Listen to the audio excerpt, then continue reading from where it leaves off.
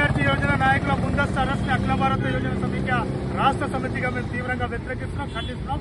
గత ప్రభుత్వం కూడా ఇట్లాంటి ముందస్తు అరెస్ట్ చేసి ఉద్యమాలను అణచివేసి ఉద్యమాలపై నిర్బంధాలు పెట్టి ఈరోజు అణచివేయడం చేస్తే ఆ ప్రభుత్వానికి ఏం గతి పడింది మనం చూసాం. కానీ ఈ ప్రభుత్వాన్ని ఆ ప్రభుత్వాన్ని వ్యతిరేకించుకుంటూ ప్రజాపాలన కావాలి, ప్రజాస్వామ్యంలో అందరికీ మాట్లాడే హక్కు ఉండాలి, ధర్నా చేసే హక్కు ఉండాలి, సమస్యల మీద ప్రశ్నించే హక్కు ఉండాలని చెప్పి ఈరోజు మన కాంగ్రెస్ ప్రభుత్వాన్ని తెస్తే ఈ ప్రభుత్వం కూడా ఆ లైన్లోనే గత ప్రభుత్వం చేసినటువంటి తప్పులే చేయడానికి ప్రయత్నం చేస్తానని మేము ఒకటే రేవంత్ రెడ్డి గారిని అడుగుతున్నాం. మీరు ప్రజాపాలన అన్నారు, ప్రజాపాలనలో ముందస్తు అరెస్టులు ఉంటాయా? ప్రజాపాలనలో పోలీసుల ద్వారా ఇంటికి విద్యార్థి యోజన నాయకుల ఇంటికి అర్ధరాత్రి పోలీసులను పంపి వాళ్ళ భార్య పిల్లలను కూడా చూడకుండా వాళ్ళను మానసికంగా శారీరకంగా హింసలకు గురి చేసి ఈరోజు ఇంట్లోంచి పట్టుకొచ్చి పోలీస్ స్టేషన్ లో కూర్చోబెట్టడం ఇది ప్రజాపాలన అని ఈ సందర్భంగా ఏఐవైఎఫ్ గా అడుగుతున్నా. అదేవిధంగా ఇట్లాంటి తప్పులు మీరు చేస్తే గత ప్రభుత్వానికి పడినటువంటి గతం మీకు కూడా పడుతుందని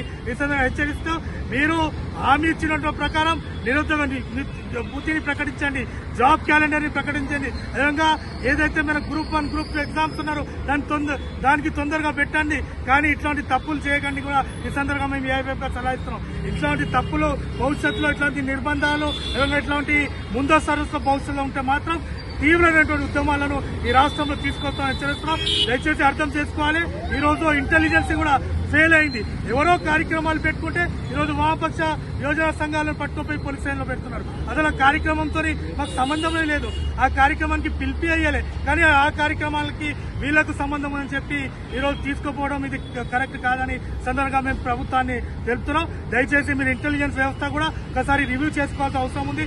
ఎవరు ఏం కార్యక్రమం చేస్తాను, ఏ సంఘం దేనికి సంబంధించింది, ఏ సంఘం ఎట్లాంటి కార్యక్రమం చేస్తారని ఆలోచించాల్సిన అవసరం ఉందని చెప్తూ ఈ భవిష్యత్తులో ఇట్లాంటి ముందస్తు అరెస్టులు ఉంటే మాత్రం చాలా తీవ్రంగా ఉంటుందని చెప్తాం.